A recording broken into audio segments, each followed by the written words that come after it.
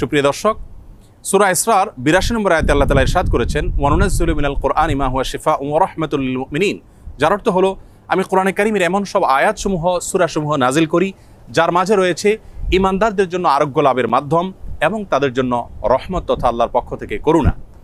এই আয়াতের ব্যাখ্যা মুফাসসিরদের অনেকেই বলেছেন, এখানে আল্লাহ রাব্বুল আলামিন আত্মিক রোগসমূহ থেকে আরোগ্য লাভের মাধ্যমের কথা বুঝিয়েছেন, অর্থাৎ কোরআনের প্রেসক্রিপশনকে অনুসরণ করার মাধ্যমে মানুষ প্রকৃত মানুষে পরিণত হয়, মানবীয় গুণাবলী অর্জন করে মানুষ আল্লাহর রাব্বুল প্রিয় পাত্রে পরিণত হয়।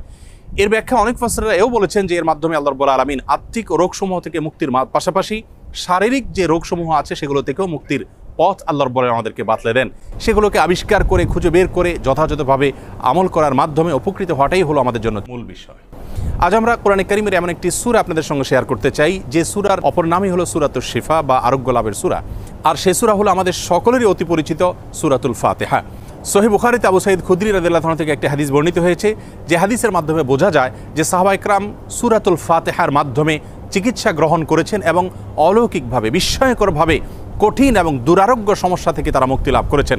তখন নবী করিম সাল্লাল্লাহু আলাইহি সাল্লাম বিষয়টি জানতে পারার পর তাকে বলেছিলেন, ওমা ইউদরিকা আন্নাহা রুকিয়া, তুমি কিভাবে জানলে যে সূরা ফাতিহা এটি রুকিয়া বা সকল রোগ থেকে শেফার একটি মাধ্যম।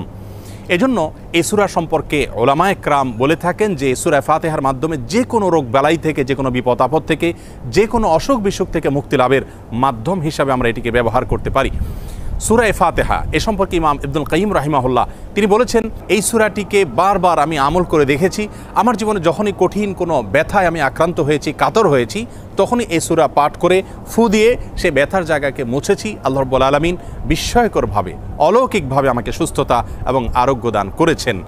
আমি ব্যক্তিগতভাবে আমার কথা বলতে পারি যে আমার বাসায়, পরিবারে আমার বাচ্চাদের যখন কোনো অসুখ বিসুখ হয়েছে, কখনো কোনো সমস্যা দেখা দিয়েছে, তৎক্ষণাৎ আমি সূরা ফাতিহা পাঠ করে তাদেরকে ফু দিয়েছি, তাদের শরীরে মুছেছি এবং সঙ্গে সঙ্গে আল্লাহ রাব্বুল আলামিন বিস্ময়করভাবে আমাকে উপকারিতা দিয়েছেন।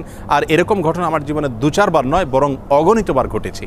এজন্য সূরা ফাতিহা এটিকে যদি কেউ যথাযথভাবে আমল করতে পারেন, সে আস্থা এবং বিশ্বাস আল্লাহ তাআলার প্রতি থাকে, তাহলে সেক্ষেত্রে অবশ্যই এর মাধ্যমে যে কোনো দুরারোগ্য ব্যাধি থেকে পর্যন্ত আমরা আরোগ্য লাভের মাধ্যম হিসাবে এটিকে ব্যবহার করতে পারি।